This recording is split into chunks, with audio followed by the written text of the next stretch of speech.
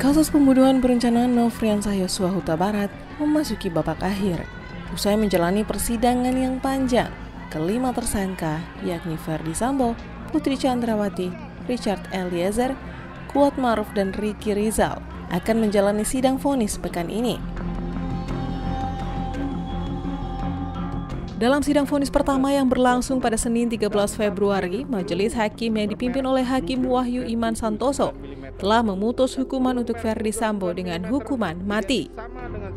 Ia dinyatakan secara sah dan meyakinkan melakukan pembunuhan berencana terhadap Nofriansah Yosua Huta Barat.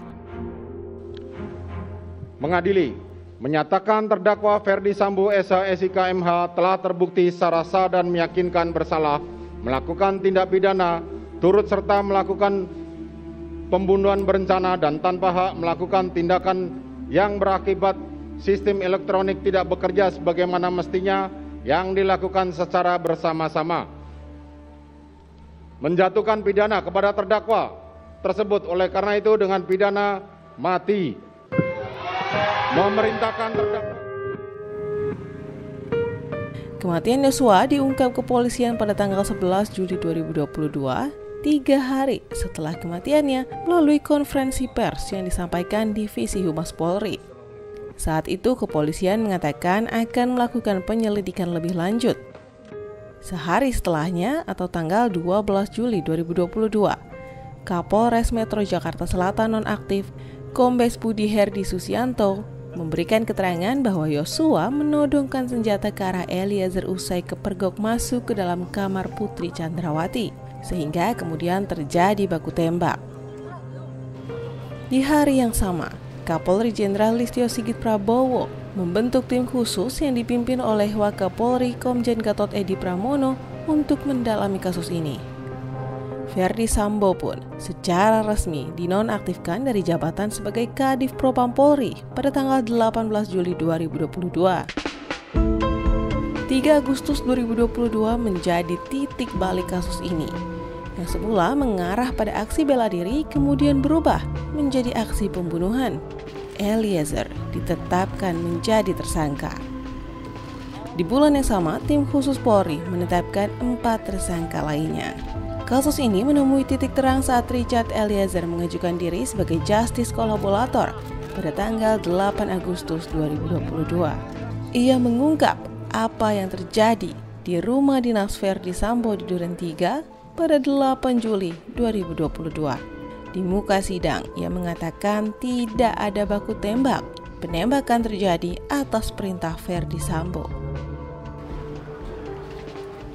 Kepolisian melakukan rekonstruksi di TKP yang berlangsung selama 7,5 jam pada 30 Agustus 2022. Dalam rekonstruksi itu diketahui Putri Ricky, Kuat, Eliezer dan Yosua sampai di rumah dinas Duren 3 dari Saguling pada pukul 17.06 waktu Indonesia Barat. Rombongan turun dari kendaraan dan masuk ke rumah. Pukul 17.09 waktu Indonesia Barat, kendaraan Sambo sampai di Duren 3. Ia turun dari kendaraan dan masuk ke dalam rumah sudah mengenakan sarung tangan hitam. Saat turun dari mobil, senjata api Sambo sempat terjatuh. Sambo lalu mengumpulkan Eliezer, Yosua, Ricky Rizal dan Kuat di dekat meja makan. Pada pukul 17.12 waktu Indonesia Barat, Sambo memerintahkan Eliezer untuk menembak Yosua. Sini kamu, langsung didorong ke depan yang mulia. Berlutut kamu, pas disuruh berlutut, almarhum kaget yang mulia lihat ke bapak. Pak, kenapa pak? Ada apa pak? Tangannya kayak gini yang mulia. Kenapa pak? Ada apa pak? Berlutut kamu, berlutut. Pas dia lagi mundur-mundur yang mulia, agak sedikit merendah, langsung Pak Efes bilang, "Woi kau tembak," kan saya di samping kanan. "Woi kau tembak cepat." Saya langsung keluarkan senjata yang mulia. "Cepat kau tembak," saya langsung tembak yang mulia. Richard juga membeberkan skenario baku tembak yang dibuat Sambo. Menurut kesaksiannya, Putri berada tepat di samping Sambo saat Sambo menjelaskan skenario tembak-menembak itu. Jadi gini Cak, lokasinya di 46. Dia bilang, lokasinya di 46. Nanti di 46 itu, ibu dilecehkan sama Joshua. Terus ibu teriak, kamu respon, terus Joshua ketahuan, Joshua tembak kamu, kau tembak balik Joshua yang meninggal. Di sisi lain, Sambo mengaku kasus ini dipicu oleh perlakuan Yosua yang melecehkan Putri Chandrawati sehingga menyulut amarahnya. Hal itu disampaikan dalam nota pembelaan yang ia bacakan pada sidang pledoi 14 Januari lalu. Namun, ia mengelak telah memerintah Richard menembak Yosua.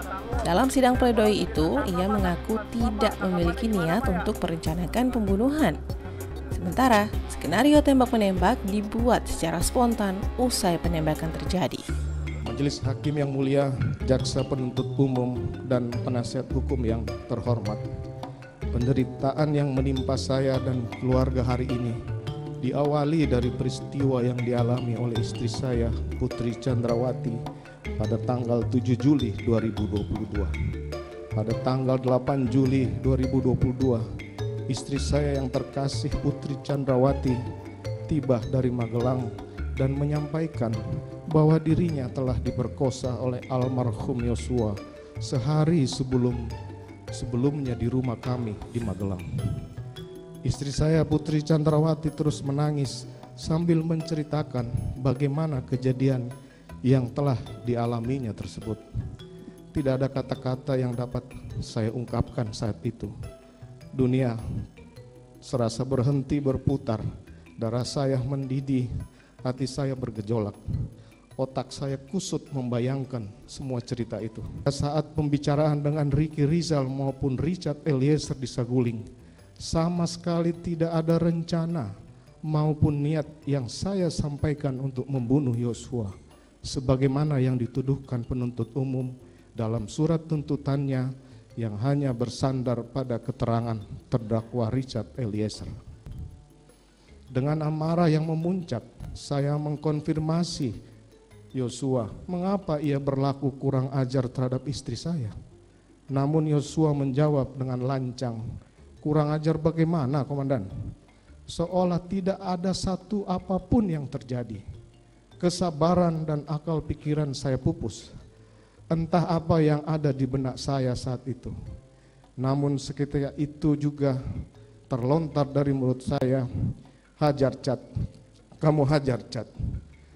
Richard langsung mengokang senjatanya dan menembak beberapa kali ke arah Yosua.